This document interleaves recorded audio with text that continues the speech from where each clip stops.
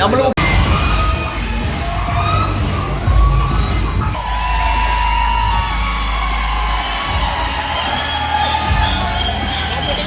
നമ്മളിപ്പോൾ ഒരു തിയേറ്ററാണുള്ളത്.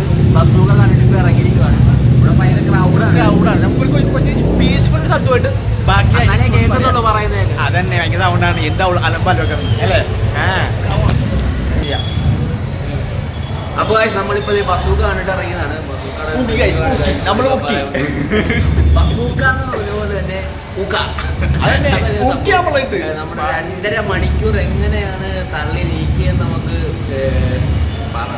നമുക്കില്ലേ പടം ഫസ്റ്റ് ഇൻട്രസ്റ്റിംഗ് ആണ്. പക്ഷെ പടം തീരുമ്പില്ലേ നിങ്ങൾക്ക് മനസ്സിലാവും.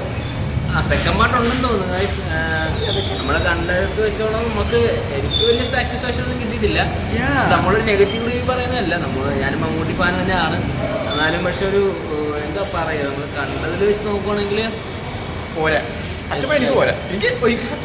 നമ്മൾ നോക്കിയപ്പോൾ കൂട്ടത്തിലുള്ള അവന്മാരൊക്കെ ഉറങ്ങണയായിരുന്നു ഗൈസ്, ഉറങ്ങണയായിരുന്നു.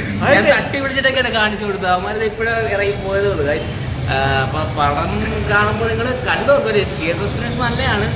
ഒരു പുതിയ ഡയറക്ടർ വെച്ച് ചെയ്തിരിക്കുന്നതുകൊണ്ട് പടം വലിയ ഇതില്ല, എന്നാലും വലിയ ഒരു ഓവറല്ല. എന്തോ ഒരു പടം 2.5 മണിക്കൂർ കാണാൻ പറ്റിയൊരു പടം. അങ്ങനെ ലാസ്റ്റ് കാണാൻ മനസ്സിലാവും. മമ്മൂട്ടി കുറെ ഇൻട്രോ ഉണ്ട് കേട്ടോ. മമ്മൂട്ടിയുടെ വേഷം, മമ്മൂട്ടി അടിപൊളിയാണ്.